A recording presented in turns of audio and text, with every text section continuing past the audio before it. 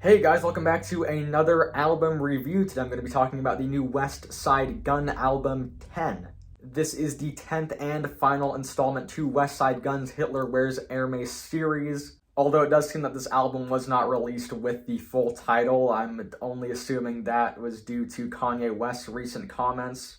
Probably a good decision from Westside Gunn. But yeah, going into this thing, my expectations were pretty high. Just last year, Westside Gunn dropped Hitler Wears Hermes 8 Side B, which has now been retconned to 9, apparently. But I easily thought that was the best project in this series and one of Westside Gunn's best albums overall. And not only that, when the track list released for this thing, this cast of rappers and producers was just incredible.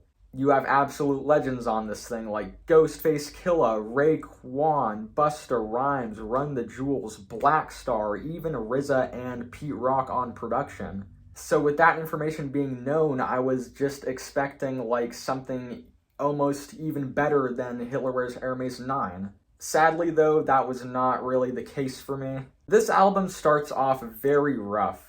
The first track, the intro, is just a spoken word intro over the only RZA beat on the album, so already I am just disappointed. It's kind of just a waste of a RZA beat. And then right after that, we have the song Fly God Jr., and as the name kind of hints at, this is produced by Westside Gunn's son. And yeah, it's kind of just a very plain and dull trap beat. Look, this song is not the worst, and I'm not gonna bash this kid's beat, but I don't know, especially hearing the rest of the album, this song is very out of place. None of the rest of the album sounds like this. This song is kind of random. I'm also not too big of a fan of the Doughboy feature on this thing too. Westside Gunn does alright, but I don't know, not one of my favorite tracks at all. But after this is where things get a bit more regular. We have Westside Gunn rapping over this Conductor Williams beat on the song Super Kick Party. And yeah, it's a pretty great track. I love the beat. Conductor Williams is delivering once again. Westside Gunn delivering with the rapping. But while I do like this track, at the same time in the back of my head, all I'm thinking is this is really just kind of the most standard and typical Griselda track ever. And that's sadly kind of how I feel about most of the rest of the album. Look, I know that a lot of people love this Griselda style, but personally it's kind of getting a bit old. I'm kind of getting a little bit tired of it. While it's not a bad style at all, it's just that at some points you kind of feel like you're just listening to stuff that you've already heard before. That is also due to the fact that this album has a ton of features from other Griselda members that we've heard a lot from in the past. And yeah, it kind of just doesn't sound like anything new. But I'll get back to that in a second. The next track, Shootouts in Soho, features A$AP Rocky. And the song is alright. I think the Rocky verse is decent. Stove God Cooks is also on the song. He does pretty good. And that is another thing. Stove God is on this album for 6 out of the 12 tracks, and I honestly think that he's rapping on this thing more than Westside Gunn himself. I saw this tweet the other day of the percentage of times that Westside Gunn is on this album, and if this thing is true, Westside Gunn is only really rapping on this album 9% of the entire runtime. And in my opinion, that is very bad, very weird choice. I've seen a lot of people saying, oh, he's like a curator now, he's just curating this album. And even then, I'm kind of scratching my head because most of the time, Westside Gunn is just throwing together already established Griselda rappers together. It's not really anything new. And then when he is getting other rappers that aren't on Griselda, like I just said, A$AP Rocky, he just throws Stove God on the track.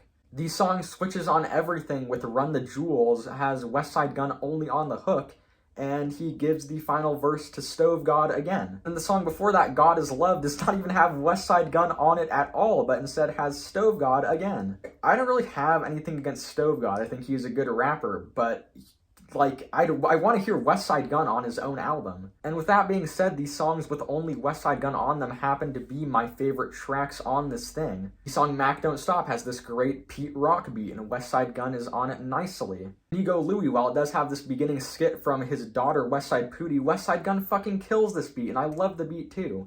So yeah, I just want to hear Westside Gunn on his own album. That's kind of all I'm asking for here. There are also other tracks on this thing. Peppas with Black Star. I like this one a lot. I think Black Star has some great verses. Mos Def and Talib Kweli kill it. Westside Gunn also does his best to keep up. There's also these songs, Science Class with Raekwon, Ghostface, and Busta Rhymes, and Stove God again. I don't know, this one is alright. I really hate how during the verses they have to pause to let the sample play over and over again. It just gets really redundant for me.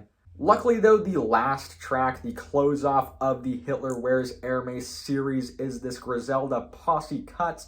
It is this amazing, intense, and dark Alchemist beat. Every rapper on this thing kills it. There are also these very loud and abrasive screams from Robbie Takak of the Goo Goo Dolls that play a couple times throughout the track. But at the end, there is one man who kind of throws off the vibe completely, and that is DJ Drama. He comes in just naming off movies and stuff. He's talking about Mission Impossible and The Matrix and Avengers Infinity War, and after a track this intense, it's really just fucking goofy. It ruins the track for me almost. Luckily it's at the end so I can just skip it, but still, that was not necessary. So yeah, honestly, this album was kind of just a mess for me personally. While there wasn't anything completely bad on this album, there really wasn't anything that was like blowing my mind or like I was thinking, wow, this is amazing. For the most part, it's just your typical Griselda album. And like I said earlier, a lot of people love the style. If you like the style, you'll love this album. Personally though, it's just not for me. I'm feeling like a 6 out of 10 for this one. Thank you for watching this video. Tell me how I'm wrong in the comment sections. Tell me if you agree. Tell me if you like the album. Yeah, like and subscribe if you want to see more. Here's another rap review, and I'll see you next time, hopefully.